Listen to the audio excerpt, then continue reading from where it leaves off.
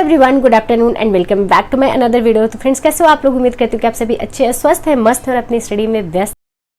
तो फ्रेंड्स, अभी दोपहर के लगभग 3:30 बज रहे हैं। तो चलते हैं, सबसे पहले अपनी क्लास हम लेंगे, जो कि हमारे मौलिक अधिकार से अभी क्लास चल रही है हमारी, तो उसे हम कंप्लीट करेंगे सबसे। और उसके पहले हमने अपना करंट अफेयर्स कंप्लीट कर लिया है, साथ में हमने रीजनिंग के कुछ क्वेश्चंस लगा लिए हैं।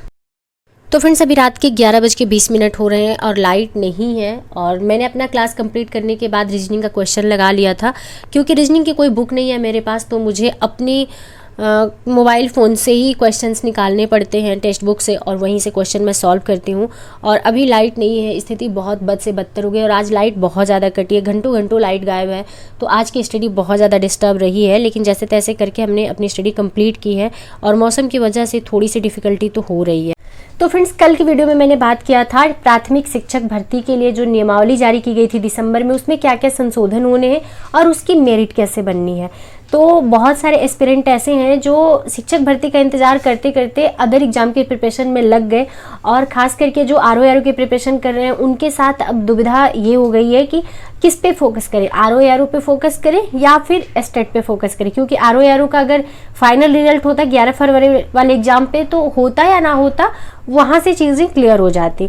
लेकिन अब आपका पेपर होना है 22 दिसंबर को आरओ का, और साथ में आपका नवंबर तक यूपी टेट का नोटिफिकेशन देखने को मिल सकता है, या हो सकता है पेपर भी करा ले नवंबर तक, या अगर नवंबर तक नहीं कराएगा तो दिसंबर या जनवरी में आपका यूपी टेट हो जाना है। तो अब आपके सामने सबसे बड़ी दुविधा ये है कि हमें किस एग्ज़ाम की प्रिपरेशन करनी है, हम किस एग्ज़ाम पे ज़्यादा फोकस करें।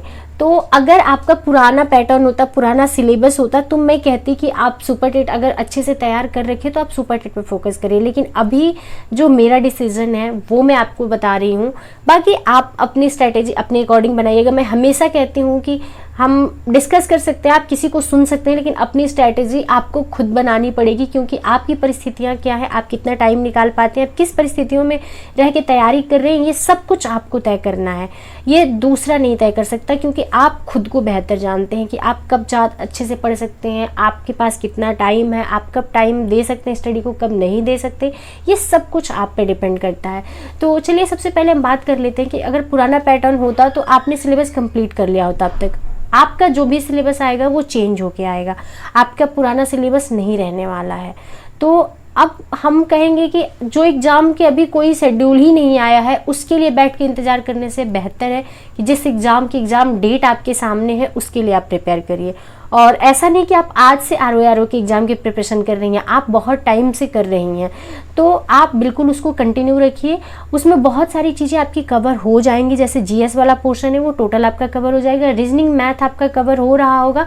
हालांकि आपका जो सुपर टेट में मैथ पूछेगा वो काफ़ी कैलकुलेटिव मैथ होगा और अच्छी खासी लेवल का मैथ होता है उसमें। आपके आरओ में मैथ बहुत ही ईजी था, नंबर सिस्टम से कुछ क्वेश्चन उठाया था, कुछ आपके साधारण ब्याज वगैरह से क्वेश्चन थे जो कि बहुत इजी थे, लेकिन पढ़ना तो पड़ेगा ही आपको मैथ। तो मैथ रीजनिंग आप तैयार कर ही रही हैं, आप हिंदी तैयार कर रही हैं, आप जीएस तैयार कर रही हैं, तो काफ़ी हद तक पोर्शन आप तैयार कर रही हैं।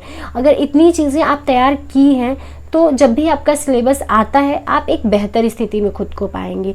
तो बिल्कुल भी पैनिक मत होइए, क्योंकि अभी सुपर टेट का सिलेबस नहीं आया है, और जब नोटिफिकेशन आएगा मैं कहती हूँ सुपर टेट के लिए 2 से 3 मंथ की प्रिपरेशन इनफ होगी। क्योंकि जब मैंने 69,000 वाले में प्रिपरेशन किया था, बहुत टाइम मैंने नहीं प्रिपरेशन किया था, 21 दिन 22 दिन का मात्र मेरे पास टाइम था जब मैंने ये डिसीजन लिया कि मुझे सुपर टेट के लिए प्रिपेयर करना है। करना तो था प्रिपेयर, लेकिन मैं समझ नहीं पा रही थी कि मुझे प्रिपरेशन कैसे करनी है। तो 21-22 दिन लग के मैंने पढ़ा था और 21-22 दिन में मेरा एग्ज़ाम क्लियर हो गया था।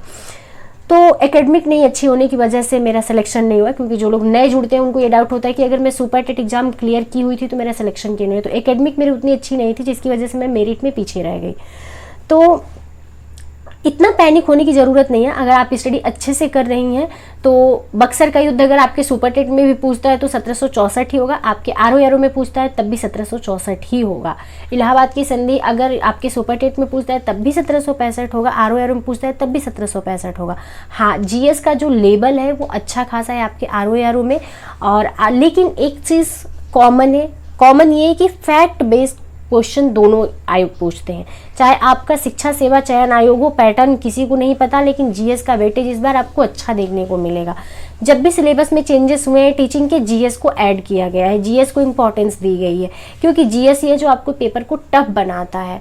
तो जीएस का जब वेटेज बढ़ेगा तो अगर आप आरओ की प्रिपरेशन कर रही हैं तो यहाँ से जो आप जीएस पढ़ रही हैं उसका बेनिफिट आपको उसमें भी मिलने वाला है। ऐसा तो है नहीं कि आप यूपीएससी की तैयारी कर रही हैं या फिर यूपी पीसीएस की तैयारी कर रही हैं कि आपका लेवल इतना अप हो जाएगा कि आप फैक्ट नहीं तैयार कर पाओगे उतने अच्छे से और आप सुपर टेट में क्वेश्चन नहीं सॉल्व कर पाओगे। तो कुछ आपका पोर्शन बहुत अच्छे से तैयार हो जाएगा, कुछ पोर्शन बचा रहेगा। जो आपकी यूपी टेट का नोटिफिकेशन आउट होता है उस टाइम से भी अगर आप प्रिपरेशन स्टार्ट कर देंगे तो आपका कंप्लीट हो जाएगा। तो फ्रेंड्स अभी रात के 12:10 हो रहे हैं और लगभग 1 घंटे बाद लाइट आई है। तो चलते हैं, हम अपना क्वेश्चन लगा लेते हैं, क्योंकि अब नोट्स बनाने का टाइम मेरे पास बिल्कुल भी नहीं है, ना ही मेरा मन कर रहा है। तो अब अपने शेड्यूल में हम अपना जो भी एनसीएंट का क्वेश्चन आज हमने रखा था, क्योंकि एनसीएंट के कुछ टॉपिक हैं जो बहुत इंपॉर्टेंट हैं आपके एग्जाम के पॉइंट ऑफ व्यू से, और उसकी प्रैक्टिस हम कर लेते हैं। क्योंकि अभी एनसीएंट वाली क्लास तो हमने नहीं कंप्लीट करी है, लेकिन हम लोग बहुत टाइम पढ़े हैं एनसीएंट के कुछ चैप्टर्स को, तो वहाँ से क्वेश्चन सॉल्व कर लेते हैं। और आज मैंने हिस्ट्री के ही क्वेश्चन रखे हैं प्रैक्टिस के लिए। और फ्रेंड्स नई शिक्षक भर्ती नियमावली आई तो थी दिसंबर में, लेकिन जितनी चर्चा उस पर अब हो रही है उसमें बहुत सारे लोग बहुत सारी गलत फहमियाँ भी क्रिएट कर रहे हैं कि आपके निगेटिव मार्किंग हो सकता है। तो मैं कहूँगी सुपर टेट में निगेटिव मार्किंग का दूर दूर तक अंदेशा नहीं है, ना ही निगेटिव मार्किंग होने वाला है। तो आप लोग इन सारी चीज़ों से बिल्कुल भी मत डरिए। और रही बात कोर्स परचेज करने की, तो मैं यही कहूँगी कि अगर आप कोर्स अभी तक नहीं परचेज किए हैं तो थोड़े टाइम रुक जाइए, अपना नया सिलेबस आ जाने दीजिए, उसके बाद आप कोर्स परचेज करेंगे तो आपके पास एक सिलेबस होगा पढ़ने के लिए, आपको पता होगा कि हमें क्या पढ़ना है। जब तक सिलेबस नहीं आया है कोई कैसे बता सकता है कि आपके सिलेबस में ये टॉपिक होगा या ये टॉपिक नहीं होगा। तो पहले अपना सिलेबस आ जाने दीजिए, उससे पहले आप अपना बेसिक अच्छे से तैयार करते रहिए, मैथ वगैरह तैयार करते रहिए, जो बेसिक टॉपिक है उसको तैयार करते रहिए। तो फ्रेंड्स अभी रात के 1 बजे हैं और अभी भी हमारी एक क्लास बची हुई है आज के शेड्यूल की, जो कि मुझे बिल्कुल भी कंप्लीट करने का मन नहीं कर रहा है। बहुत ज़्यादा गर्मी है और थोड़ा सा डीमोटिवेट भी हूँ, क्योंकि जिस हिसाब से आयोग की न्यूज़ निकल के आई है, अभी तक मैं सोच रही थी कि कुछ होगा मैटर, क्योंकि ये न्यूज़ तो मेरे कानों तक गई थी कि नहीं हैंड राइटिंग वगैरह चेंजेस है, जिसका मैटर हाई कोर्ट में गया है। पीसीएस जे की मेंस की कॉपी की बात कर रही हूँ मैं, लेकिन मैं उतना सीरियसली ले नहीं रही थी। जब आज आयोग का डिटेल नोटिस आया है तब मुझे बहुत ऐसे धक्का लगा है कि यार अगर इतने बड़े एग्ज़ाम में सेंध हमारी हो सकती है तो हम लोग सुपर टेट के लिए कितने टाइम से प्रिपेयर कर रहे हैं, और आरओ के प्री जैसे एग्ज़ाम की क्या ही हालत होगी। तो बहुत ज़्यादा डिमोटिवेट फील कर रही हूँ, लेकिन हम लोगों के पास कोई ऑप्शन नहीं है। उन 10 लाख बच्चों के साथ में तो फाइट करनी ही है, साथ में हमें उन साल भर गैंग्स के साथ भी फाइट करनी है, क्योंकि ना जाने कितने एग्ज़ाम में वो एक्टिव हैं। जब पीसीएस जे में वो सेंधमारी कर सकते हैं तो फैक्ट और ऑब्जेक्टिव क्वेश्चन का वो क्या ही करते होंगे। फिर भी हम लोगों को हिम्मत रखनी है और बस ये सोचना है कि शायद हमारी किस्मत उस वक्त साथ देगी। हमारा किस्मत कैसी है कैसी नहीं है ये सब चीज़ें नहीं सोचनी, लेकिन ये ज़रूर सोचनी है कि अगर हम मेहनत किए हैं तो उस वक्त हमारी किस्मत हमारा साथ ज़रूर देगी, और देनी भी चाहिए। क्योंकि यार गलत तरीके से लोग इतने बड़े बड़े एग्ज़ाम में घुसपैठ कर ले रहे हैं और मेहनत करने वाले बच्चे पीछे छूट जाते हैं। फिर उनके मेहनत पे क्वेश्चन मार्क लग जाता है, उनकी लाइफ बद से बदतर हो जाती है, क्योंकि वो अपने लाइफ का गोल्डन टाइम यहाँ बिता रहे हैं प्रिपरेशन में, और उसके बाद ये सेंधमारी होती है तो वो कहाँ जाएँ। वो बच्चे फिर ना घर के होते हैं ना घाट के होते हैं, उनके पास कोई ऑप्शन ही नहीं बचता है। तो फ्रेंड्स जिस हिसाब से अभी आयोग का रवैया है वो बहुत दुर्भाग्यपूर्ण है हम लोगों के लिए, लेकिन कर क्या सकते हैं। हम लोगों के पास सिर्फ मेहनत करने के अलावा और कुछ नहीं है। बाकी काम जो है वो सिस्टम का है, वो सरकार का है, वो आयोग का है, वो अपना अपने हिसाब से करते रहेंगे। तो हम लोग अपनी स्टडी करते रहें, हम लोगों के पास यही ऑप्शन है और यही हम लोग कर सकते हैं कि हम लोग अपने आप को जितना मजबूत बना सकते हैं उतना मजबूत स्थिति में ले आएँ। तो अभी हम हिस्ट्री के अपने नोट्स का रिवीजन कर रहे हैं। हमने कल भी बताया था वीडियो में कि 1-1 घंटा हम रखते हैं डेली रिवीजन के लिए अपने हिस्ट्री के नोट्स का, क्योंकि यहाँ से क्वेश्चन आता है, आपको लगता है कि हमने बहुत अच्छे से तैयार कर लिया, लेकिन जब क्वेश्चन आता है तो बहुत सारे क्वेश्चन छूट जाते हैं या गलत हो जाते हैं, ऐसे जाने पहचाने से भी क्वेश्चन। तो मैं वो रिस्क नहीं लेना चाहती हूँ। तो जो नोट्स मैंने कंप्लीट कर लिया अपने हिस्ट्री का, उसका मैं डेली 1 घंटे रिवीजन करूँगी। तो कल जहाँ से मैंने छोड़ा था वहीं से आज मैं स्टार्ट कर रही हूँ रिवीजन।